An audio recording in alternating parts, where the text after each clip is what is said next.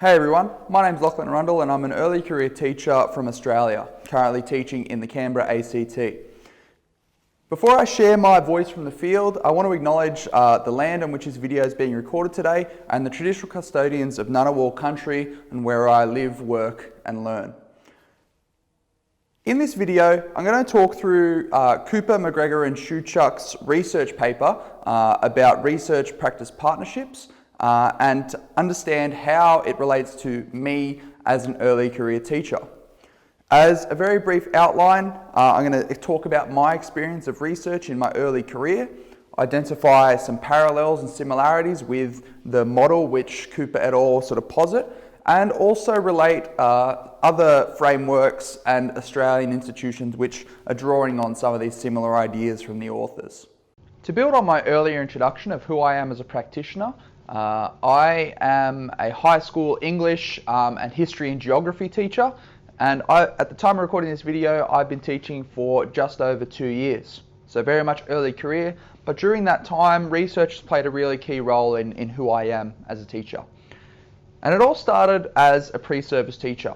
In my final placement, my supervising teacher, as he was helping me transition into the profession, was studying his own Masters of Research, creating a thesis which looked at the residualization of public school education using demographic and assessment data, as well as critiquing the 2030 OECD Learning Compass using the philosophy of time. So his teacher research, as I was a pre-service teacher and observing him, was formative in the sense that, well, I saw this experienced teacher using research to try and make sense of practice. And that was quite an intriguing point for me. Then, following that placement, I was a fully fledged graduate teacher. I was out teaching alone, and in that first term of teaching, I experienced a lot of challenges in the classroom and outside of the classroom as well, navigating the tensions of being a new teacher. And I worked with colleagues to try and get support with students, but ultimately I found great success going back to the research, whether it be trying to support students' reading comprehension with a lot of learning support, or navigating ideas about identity work and the transition to being a new teacher. So that made me really reflect on the idea, well, is it just experienced teachers that can benefit from research, or does research have something to offer me as an early career teacher? And reflecting on that and sort of moving forward, in the following years, I decided that at a new school that I would also concurrently undertake a Masters of Education with a specialisation in leading learning. So postgraduate study while I was teaching full time, and that postgraduate study really augmented my practice.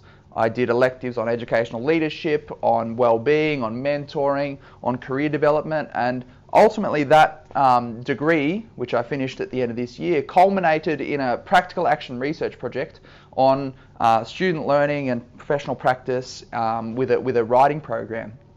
So in this first couple of years, I've had a few key formative experiences about research, whether it be my own research or other research which I've observed or accessed, which has really shaped who I am as an early career teacher. And I think the authors really frame that relationship with research and practice in their model and their paper through their synthesis really well. And they present it in a way which is accessible for teachers and allows a bit of autonomy to interpret it as well.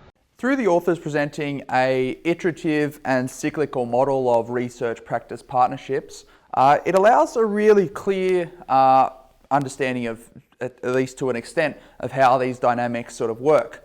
And I really want to commend the authors in the way they presented this framework, because from my experience in my Masters, I had to do a few assessment tasks to try and use flowcharts and a variety of other things to represent complex ideas and processes, and it's not easy. But I think Cooper et al. Really conceptualize and provide a really clear basis for understanding how elements of these partnerships.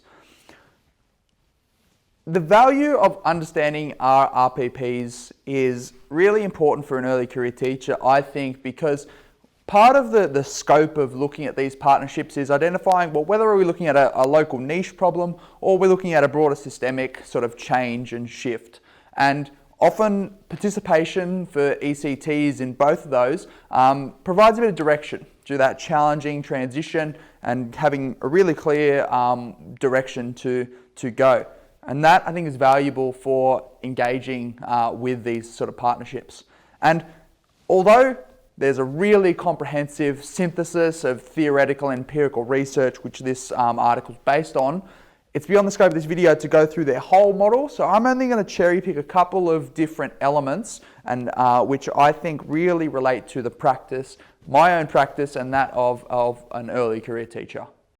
In talking about the research model to study RPPs, I'm going to talk about each of the separate elements individually. First one I'm going to talk about is systems and structures. Now, there are a few key ones which I think are important for early career teachers. As already sort of mentioned, that idea of system alignment is really useful for early career teachers to have some direction and participate in broader reform efforts. Two other key ones which I think are really important are the policy environment. Now, we may be moving a bit into semantics here, but other authors have presented policy and its relationship with practice and research as more of a policy storm or a policy nexus. So the nuance there is, it's semantic, but I think there's something to be said for how policy relates to and is incorporated with these broader focuses, particularly in Australia. The other sort of system and structure, which I think is really fruitful and an avenue for exploring in a bit more depth, is this idea of a champion and a sort of research champion. Now, for an early career teacher and someone that's engaged with quite a bit of research, I think this notion of a research champion, whether it be someone acting through a sort of really formal process like that at University of Oxford and the Department for Education of a formal research champion, or whether it's a more informal role which helps address sort of successes and sort of barriers to engaging with research, I think the avenues for a research champion is another key aspect. So these systems and structures help guide and structure the relationship between ECTs and research. The second aspect of collaborative processes is clearly and succinctly outlined. I think it's the one that relates the most closely to teachers' actual practice, and with the emphasis on mutualism and clearly defined roles, really frames the practice of an RPP.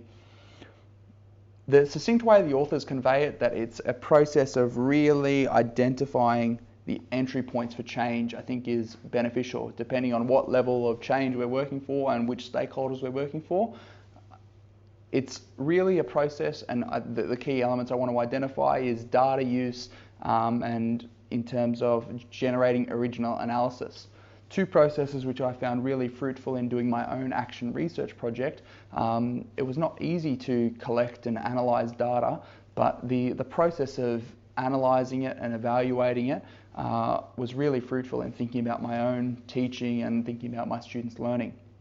And while Kane et al. Present a bit of a different framework, I think it echoes a bit of similar ideas that through this process and engaging with the research process and research more generally, that it allows teachers to make sense and talk about their work. It lets them justify and provide sort of theoretical justifications for what they're doing, and helps them reflect and make decisions about their practice. The final aspect of continuous learning really highlights possibly the sort of most challenging and pertinent aspects of managing RPPs for early career teachers, and that's the implementation process and ultimately the adaptations that come along with the territory of RPPs. This implementation is very difficult. Engaging with research is not hard. Knowing how to implement the findings appropriately is hard. And from my experience and observation participating in different sort of initiatives, I'd characterise implementation of research on sort of like a spectrum. You've got sort of dogmatic adherence on this side, all the way to sort of bastardisation, where you're losing the message and the ideas of the original research. I think Sharples et al.'s updated implementation guide provides a really good roadmap for implementing and adapting and negotiating the implementation of research in schools. But that's the nature of RPPs, and I think that the complexity of it is part of the fruitful aspect that makes it really valuable. For some concluding remarks, I'd really like to affirm and commend the authors for their work in this article. The breadth of research, both theoretical and empirical, that's been synthesized to create this model is fantastic. The authors have done a great job of creating this model, which I feel is definitely fit for purpose in terms of being a mechanism for feedback and feed forward, as well as sort of mobilizing knowledge and beginning those conversations about research and practice and where it all fits together. And I absolutely can't refute the amount of resources, both time, money and people that would go into developing and creating really effective RPPs. And I'd encourage the authors to really think about the RPPs in practice. I would assert that there are elements of RPPs which are manifest in practice. They may be under different meta language and different ideas, but I think they do come out in different parts of practice. So maybe going forward with the RPPs, it may be a process of thinking in terms of a multimodal relationship rather than a person-to-person sort of partnership in effectively managing the dynamic between research and practice. Speaking from my own experience over the past couple of years, I've always found the reports from the Education Endowment Foundation super helpful in managing aspects of my professional practice. One publication I read this year from Kirshner and Hendrick does a great job of summarising seminal findings from research and relating those back to practice. And there are a couple of Australian institutions which I'll just mention who are doing fantastic work in this field of research, evidence and practice and how it all fits together. Firstly, the Monash University and the Q Project has a real wealth of experts working behind the scenes to understand how this is taking place in Australian schools, and some fantastic resources for teachers. And similarly, the work at the Australian Education Research Organisation have begun developing and publishing really clear and accessible resources to help teachers understand evidence and how it can be used in their classes. But overall, I've really enjoyed reading this article, and it was a pleasure to reflect on aspects and how it relates to me, research in my early career, and my practice as an early career teacher.